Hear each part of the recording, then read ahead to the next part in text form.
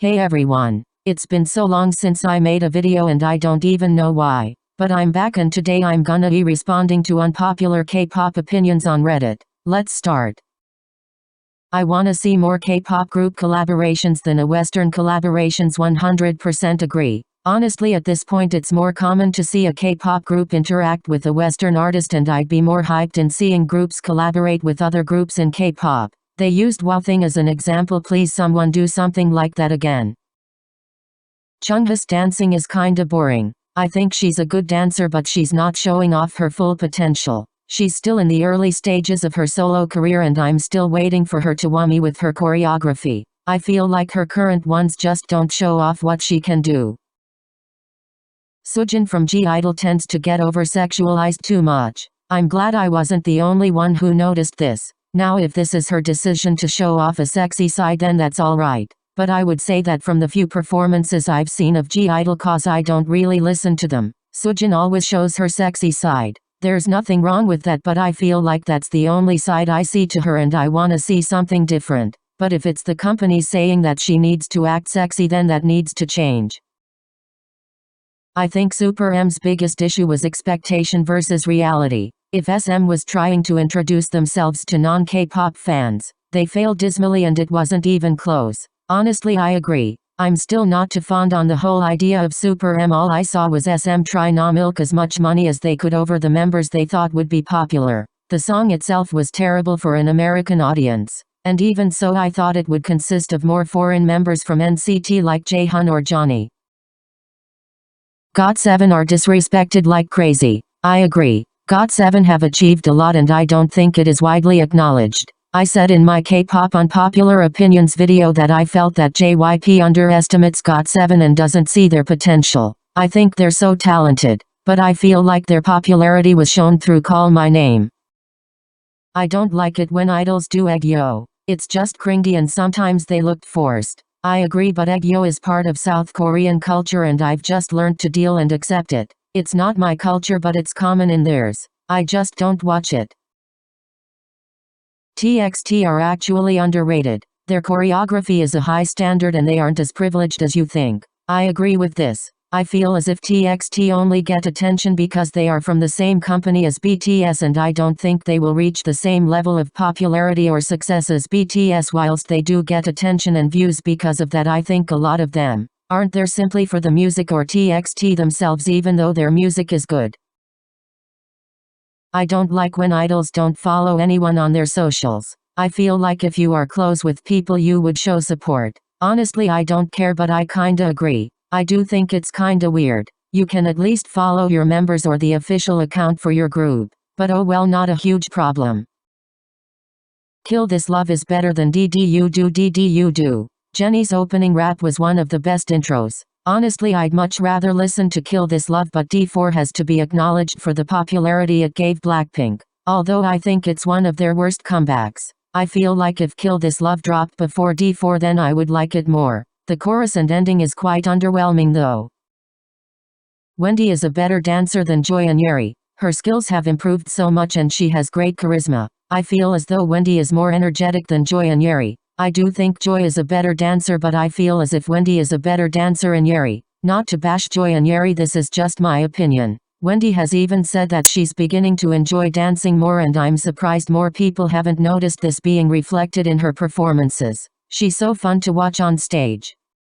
Kashina is Sunmi's worst title track. I think it's one of her bests and it is iconic. So many people did covers of that song and it never got old. It just makes you feel like a bad bitch. But I feel like Full Moon and La La Lay were her best.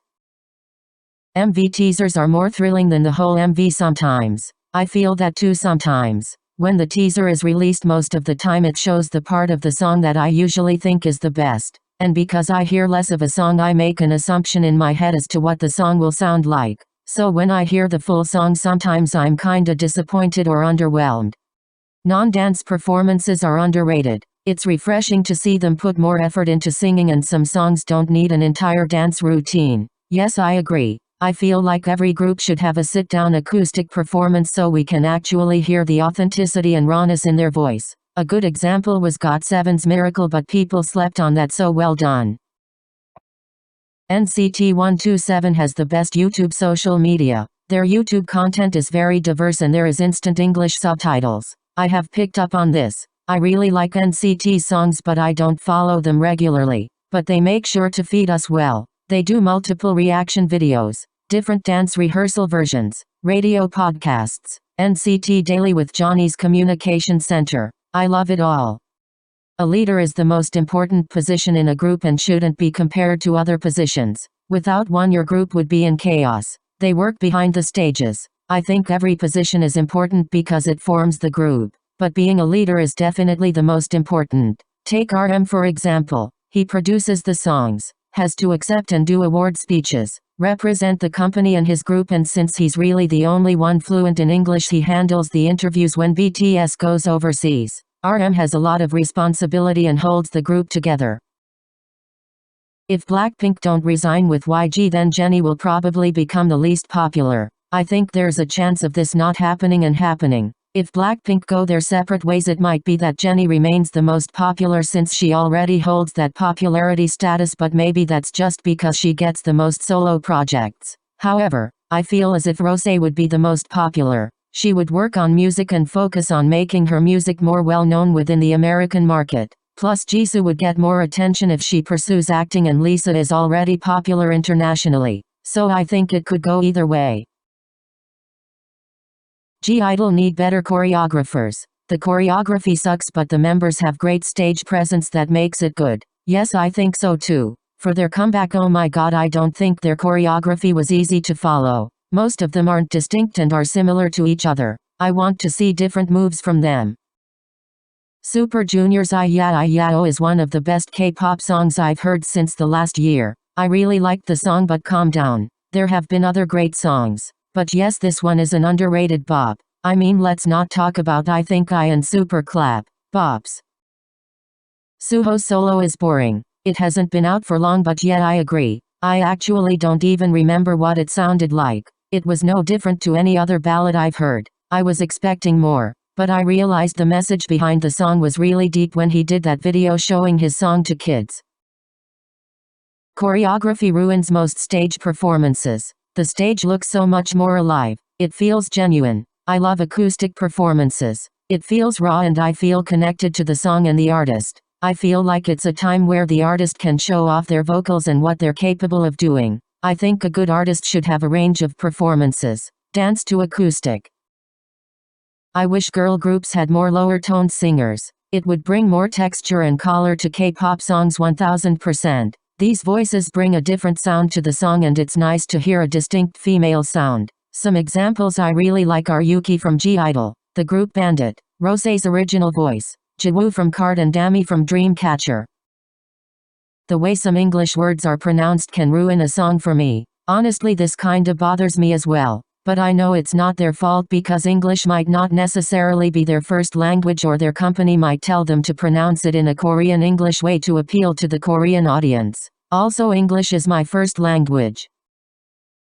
I don't like when idols dye their hair to red, because they don't always look good. Most of the time it does not look good. Speak for yourself. I'm waiting for red hair Taeyoung, Joy, Crystal, Rosé and Soojin to come back.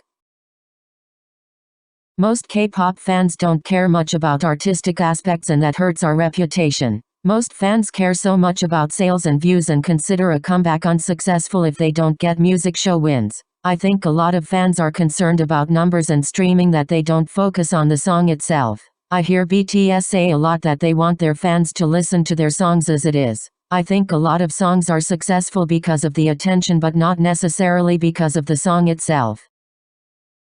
TXT would have been popular without Big Hit. Obviously they wouldn't be at the same level, but they would have made a splash on the scene anyway. Big Hit or not, I think so too. Right now they are in the shadow of BTS because they are in the same company. Whilst I think being from Big Hit has given them more attention than if they were to debut under another company, I also believe they would be more acknowledged for themselves if they came from a smaller company.